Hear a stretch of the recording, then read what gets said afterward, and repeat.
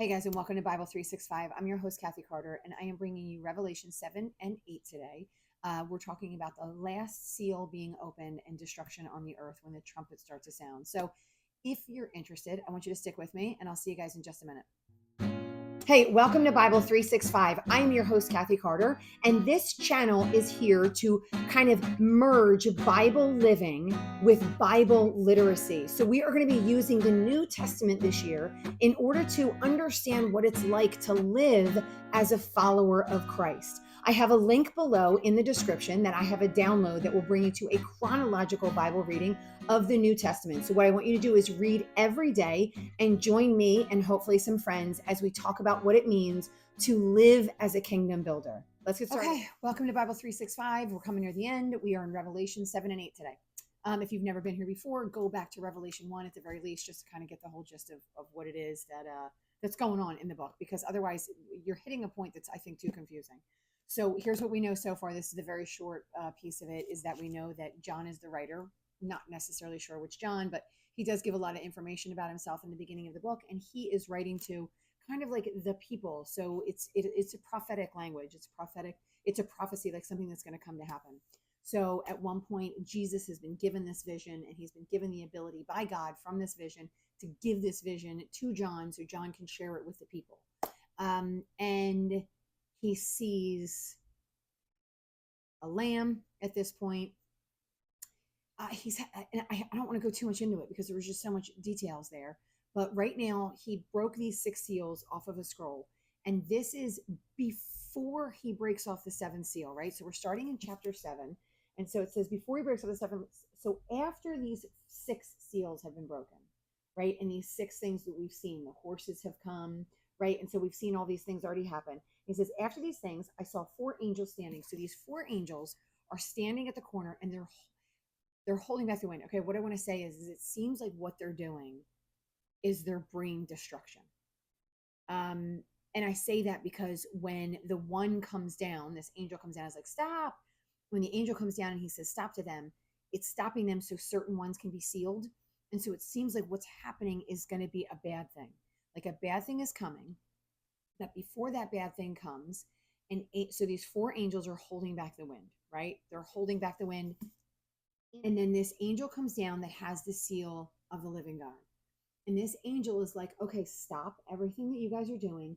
I need to put this seal on these people, on the 12 tribes of Israel. So it says, don't harm the earth, the sea, or the trees until. So, like, these angels have been given the freedom to hurt all these things, but don't do it yet. Don't do it until we have sealed the servants of our God on their foreheads. So we have to make it known. We have to put this, I don't know, protection, seal, understand. It's like back in the beginning, when in the time of Genesis, Cain kills his brother. And Cain's like, oh, what was me? Everyone's going to hate me. And he's like, I'm going to mark your forehead so everybody knows that they're not supposed to touch you. So there was something on him. I don't know if it was a genuine, like, was it a mole? Was it a word? Was it something supernatural that just told people to stay away from him?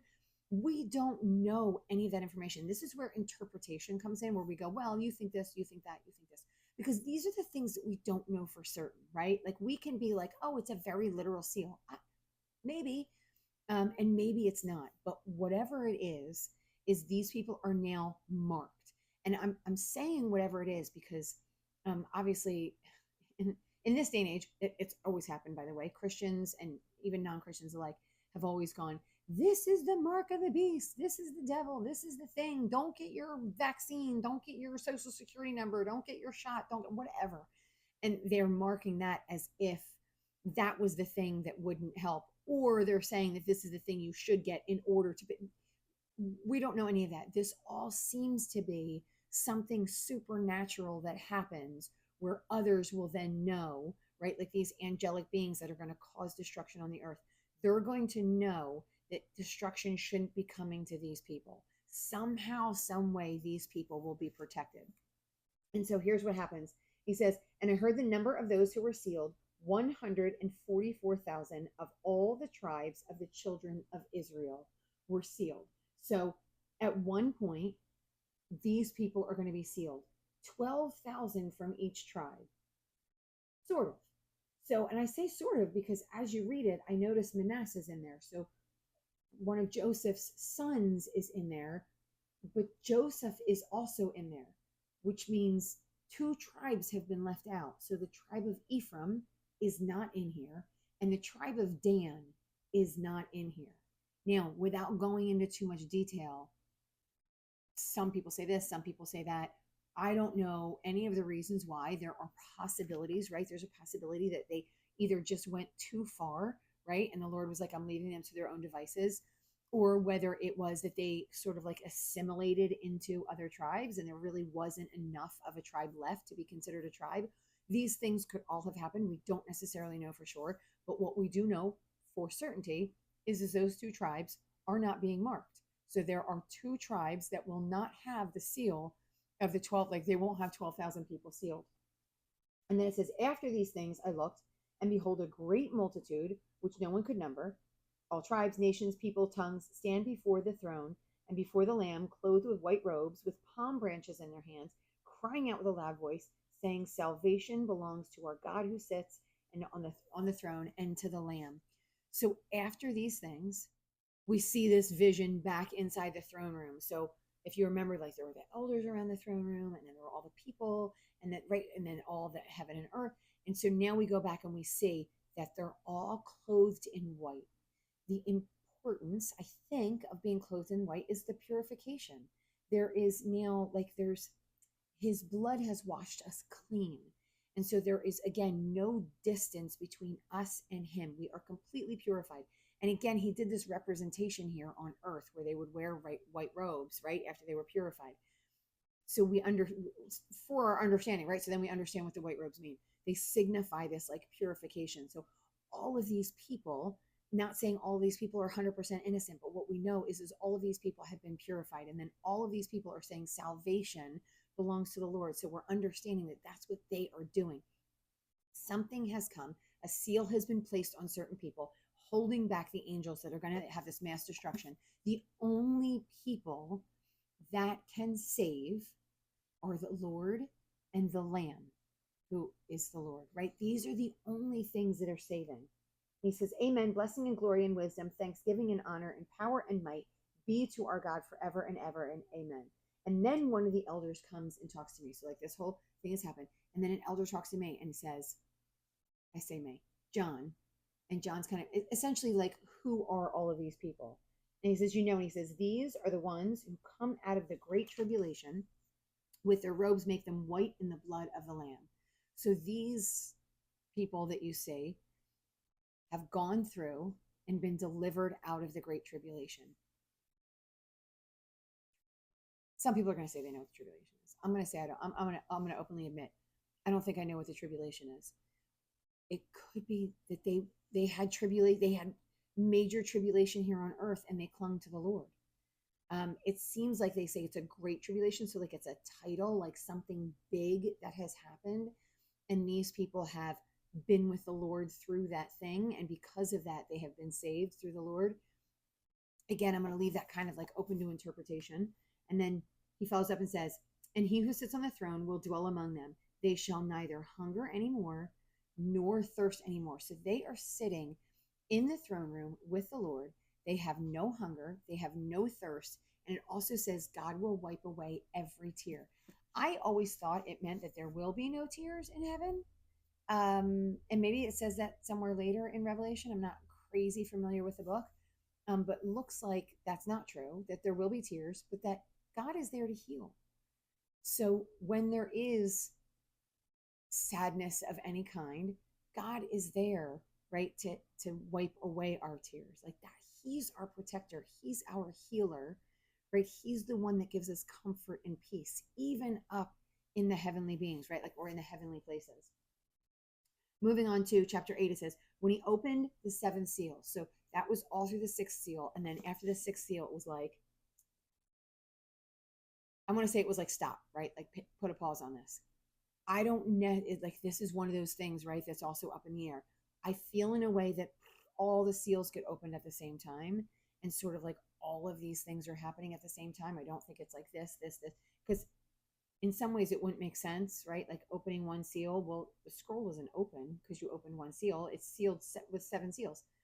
So I think it sort of all happens as like a unified thing. But again, I want to be really careful in saying that because I don't know that for sure. But now we see what happens when this seventh seal is finally opened. So he says, when he opened the seventh seal, there was silence in heaven for about a half an hour. And then I saw the seven angels who stand before God, and to them were given seven trumpets. So we're going to see just a couple of the trumpets. So it's like a vision inside a vision, a thing inside a thing. So now we're like the seventh seal has opened, and now we see trumpets. So these are this. I believe in the very beginning we saw that the Lamb held seven stars in his hands. He's the Lamb that spoke to each of the churches, right? That they were the angels of the churches, and they were the lampstands were the churches. I think this is the same thing. So I saw the seven angels who stand before me, and to them were given seven trumpets. Then another angel, having a golden censer, came and stood at the altar. So he does this thing with a golden censer. So if you are familiar at all, if you're not, it's okay. But if you, I would love if you went back into the book of Exodus and Leviticus. But if you're familiar at all, or if you've seen like in an Orthodox church, these censers, it's like these like metallic balls. They hang from chains. There's incense in them, and they kind of like swing them back and forth, and they bring them to the altar. I think there's sort of like a purification in them, and we saw this all throughout inside the temple in the Old Testament. And so we're kind of back to that. So it's in some ways a recreation or the genuine picture of what this heavenly idea of the censers would be like. And what happens is, right, it's being lit and then it's on fire and it's thrown down to the earth. So that's like a really important thing. So it says, and the smoke of the incense with the prayers of the saints ascended before God from the angel's hand. Then the angel took this, filled it with fire from the altar, and threw it to the earth. There were noise, thundering, right? So now we're going to start to see, remember they were stopped, right? The angels were stopped. Now we're going to start to see a little bit of mass destruction here on the earth. So the seven angels who had the seven trumpets prepared themselves to sound. So here we go. First angel sounded, hail and fire followed. A third of the trees were burned up. Second angel sounded, something like a great mountain burning with fire was thrown into the sea. A third of the living creatures. So I'm assuming you can start to see a pattern here. Destruction was happening. Things were expiring. Then the third angel sounded, and a great star fell from the heaven, burning like a torch, and fell on a third of the rivers and on of the springs of water. So right now, the earth itself, every time one of these trumpets sound, something happens, and the earth itself is starting to be destroyed. And the things on the earth are being destroyed with it. The waters, the animals, the living creatures in the sea, right? Like things are starting to be destroyed because of it. And then this is the last one. It's the fourth one. When the fourth angel sounded, a third of the sun was struck, a third of the moon, and a third of the stars, so that a third of them were darkened. So then we see the skies start to darken. I looked and I heard an angel flying through the midst of heaven, saying with a loud voice, woe to the inhabitants of the earth, because of the remaining blasts of the trumpet of the three angels who are about to sound. So if it hasn't been bad enough, it's going to get worse, right? All this destruction is happening on earth. I just want to state, like, I don't know if this is currently happening. I don't know if it is going to happen. I don't know if it already happened. I don't even want to necessarily say whether it does or doesn't matter. I think we need to be aware of it. Like we need to be aware of the truth. I think it's prophecy, so I have a feeling that it hasn't happened yet, or it could. So I feel like it could be in the midst of happening, or it's going to happen, and we don't necessarily notice all these things happening. What we need to understand, right? And I think this is the take home for all of us is that we need to understand the only salvation comes through Christ. Like the Lamb is the one that saves. That's it. So through all of this, and we might be privy to it, like we might be here because at one point it says people are going to go and they're going to hide under things, right? And so if that's the case and that's true and we're going to be here, we need to be fully and wholly understanding who the Lord is. Life is going to get for whether it is now, because could get hard. Life could get really challenging. And how are you treating your relationship with God? Right? Like when bad things happen, what are you leaning on? What's your guidepost? What's your understanding? Do you continue to believe that the Lord saves? Do you believe that the Lord is just? Are you following? Are you, and I don't want to say seal because I'm not one of the tribe of Israel, but am I one that he's going to know, right, is a follower of Christ? That's what we need to be concerned about. Not like, oh, it's coming. So now that I know it's coming, I'm going to be really good, right? Like we see a lot of those movies, these movies where some people get taken away and then some people are still there. And obviously, in every movie, like a priest or a pastor is the one that stays on earth, and they think to themselves, "Oh my gosh, should I not believe hard enough?" None of that is, I think, what's important. All of it is setting our hearts and our minds and our eyes and our ears on the Lord and the truth of the Lord. If you are with the Lord, he is the one that saves, whether it's today, tomorrow, the next day, 25 years from now, whatever that might look like. He's the one that saves. So if mass destruction comes here on earth, right, and we are still here, if there's avalanches and fires burning and part of the moon breaks off, right, and we are here, we need to keep our eyes set on the Lord, right? So when he comes to save, we are the people that he comes for. I think that's our primary need and understanding here, as far as what we need to know in order to continue to live as followers of Christ. So that's it for today. And if you have found this to be a blessing, I want you to like, share, subscribe to the channel, and I'll see you guys next time.